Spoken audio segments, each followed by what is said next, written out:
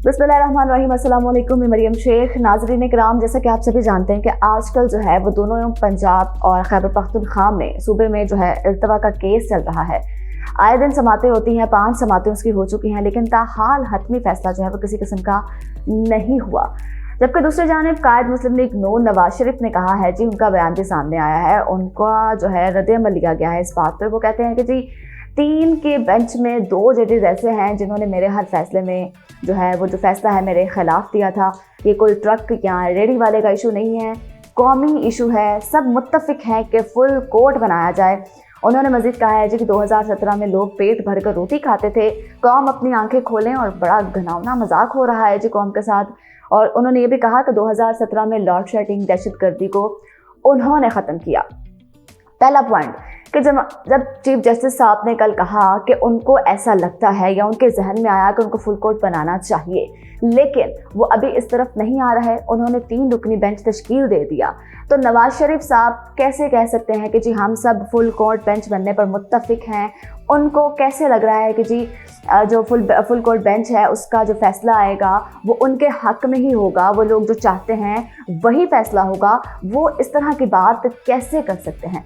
पहली बात ये। दूसरी बात ये कि जी उन्होंने कहा कि उस 3 रुकनी बेंच में जो 2 जजेस हैं उन्होंने सारे फैसले मेरे खिलाफ किए। तो क्या मतलब कि आपके खिलाफ फैसले किए हैं तो आप डर रहे हैं कि आपको इस बात का डर है कि वो कहीं फिर से इलेक्शन की तारीख दे कि आपके जो हैं वो अज़ाइन पर पानी ना फेर दें? आपको ये लगता है कि वो जो है आपकी साजिश को नाकाम कर देंगे? आपको किस बात का खौफ है? वो नवाज शरीफ साहब जो मफरूर हैं, वो नवाज शरीफ साहब जो अदलिया में बार बार बुलाए जाने के बावजूद अदलिया में पेश नहीं हुए।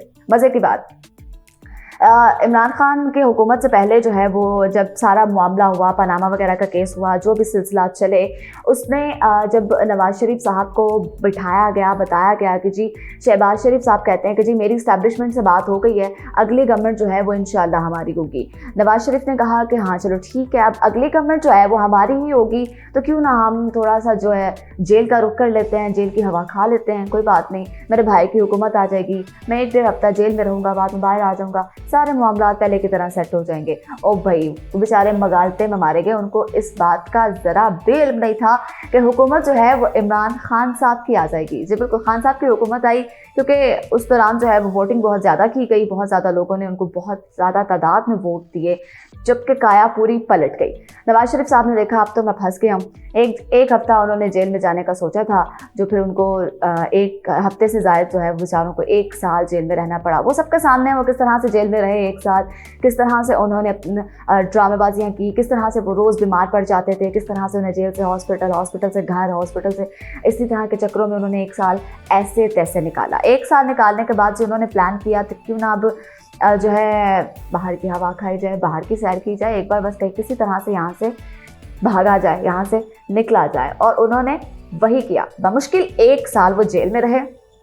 उसके बाद जो है जनाब वो बरतानिया का टिकट करवाई, जी बहुत बीमार हैं जी, दिल का दौरा पड़ गया जी, वो फलां हो गया जी, ऐसे हो गया, टेस्ट नहीं ठीक आए, ये हो गया, वो हो गया। मियाँ साहब जो हैं जी, बहू जी जो हैं जी वो बाहर से दवाई लेने जा रहे हैं। खैर चलें, जिस तरह से भी कर आके वो बाहर निकल गए, बरतानिया गए। जैसे गए, आपको भी पता है, मुझे भी पता है, क्योंकि किसी से कुछ नहीं छुपा हुआ। पनामा से लेके अब तक की सारी ड्रामेबाजी हम सबको पता है। बाहर चले गए। आज 4 साल हो गए इस बात को, आज 4 साल हो गए हैं। ये मियाँ नवाज शरीफ साहब जो ये कह रहे हैं कि जी ये कोई रेडी या ट्रक वाले का इशू नहीं है, ये कौमी इशू है। आप मुझे बताएं, इन 4 सालों में आपको अदालत ने 1 बार नहीं 1000 बार बुलाया, आप कितनी बार पेश हुए हैं अदालत में? आप किस बना पे जो है वो ये बात कर रहे हैं? आप तो खुद मफरूर मुजरिम हैं यार, आप तो खुद पाकिस्तान को छोड़ के गए हुए हैं, आप तो खुद पाकिस्तान की अदलिया पे एक सवालिया निशान बने हुए हैं। आप कहते हैं कि जी 3 जो रुकनी बेंच है उसमें 2 जजेस जो हैं वो उन्होंने मेरे खिलाफ फैसले दिए थे। किस तरह के आपके खिलाफ फैसले दिए थे? आप ये बात इतने कॉन्फिडेंस से कैसे कह सकते हैं? आप इस बात से कैसे मुत्तफिक हो सकते हैं कि आपके खिलाफ उन्होंने फैसले दिए थे? उन्होंने उस टाइम वही फैसला किया था जो उस टाइम वहाँ पे चल रहा था। शहबाज शरीफ की जब हुकूमत नहीं आई, इमरान खान साहब की हुकूमत आ गई, तो नवाज शरीफ को लेने के देने पड़ गए। आपको मज़े की बात बताऊं, जनरल कमर जावेद बाजवा साहब के साथ जब इनकी डील हुई, जब इनकी बातें हुई, शाहिद मित्रा के बकौल जो उनकी गुफ्तगू हुई थी उनके साथ, तो उसमें उन्होंने कहा था, शहबाज शरीफ ने मुझे कहा है जी अदम तहरीक अदम एतमाद के बाद की बात अब मैं बता रही हूँ आपको कि उन्होंने कहा कि शहबाज शरीफ तो मुझे कहा है जी 3 कवानीन 4 हम ऐसे बनाते हैं कि जिसके बाद हम इलेक्शन की तारीख का ऐलान कर देंगे। ये अब की बात बता रही हूँ, मई 2022 की बात बता रही हूँ। खैर शहबाज शरीफ साहब ने कहा भाजपा साहब से कि जी 3 कवानीन बनाते हैं। उसमें पहला कवानीन था कि जी EVM इलेक्ट्रॉनिक मशीन ख़त्म की जाए जिसके ज़रिए वोटिंग होगी। दूसरा अमल था कि जी ओवरसीज़ पाकिस्तानियों का हक छीना जाए, वो वोटिंग नहीं कर सकते। तीसरा था जी नैब को ख़त्म किया जाए। चौथा था जी कि नवाज शरीफ की अपील का हक इन्हें लेके दिया जाए, जो कि अभी दो दिन पहले जो है सेनेट में इजलास हुआ है। सेनेट में जो है वो उसमें उन्होंने अपना मौक़िफ़ रखा है कि जी हमें जो है अपील का हक दिया जाए, हमें ये राइट दिया जाए, इसको हम यूटिलाइज कर सकें और किसी तरह से नवाज शरीफ के जो है वो केसेस खत्म करें। अभी जो है PDM को आपको मजे की बात बताऊं, PDM नवाज शरीफ मरीम नवाज जो है शहबाज शरीफ और मरीम नवाज साहिबा हैं, वो दिन रात इसी कोशिश में लगे हुए हैं ये लोग मुस्लिम लीग नून वाले कि किसी तरह से नवाज शरीफ के जो तमाम केसेस हैं उनको ख़त्म करके उनको पाकिस्तान में दोबारा बुलाया जाए, उनको पाकिस्तान की दोबारा से राह दिखाई जाए। बाबूजी को अगर इतना प्यार है पाकिस्तान के साथ तो जनाब आप आएँ, आपको किस चीज़ का इंतज़ार है। मरीम नवाज साहिबा आई तो कहा गया जी वो नवाज शरीफ जो है उनके साथ आएंगे, लेकिन नहीं आए। मरीम नवाज ने आकर कहा जी बाबूजी बहुत जल्द आएंगे, लेकिन कब आएंगे? क्योंकि उनको भी दिखाई दे रहा है कि इन फ्यूचर जो है उनके साथ क्या होने वाला है, उनके साथ क्या होने जा रहा है, उनको सभी कुछ दिखाई दे रहा है। दूसरी बड़ी बात कि आपने कहा जी हम सब मुत्तफिक हैं कि फुल कोर्ट बनाया जाए और फुल कोर्ट का जो फैसला आएगा वो बहुत ही वो जो है कह लें कि अच्छा होगा, हम सब के हक में होगा। आप इतने कॉन्फिडेंस से कैसे कह सकते हैं कि फुल कोर्ट का फैसला जो है वो आपके हक में आएगा? आपको कौन बताता है ये बातें? आप तक कौन पहुंचाता है ये बातें?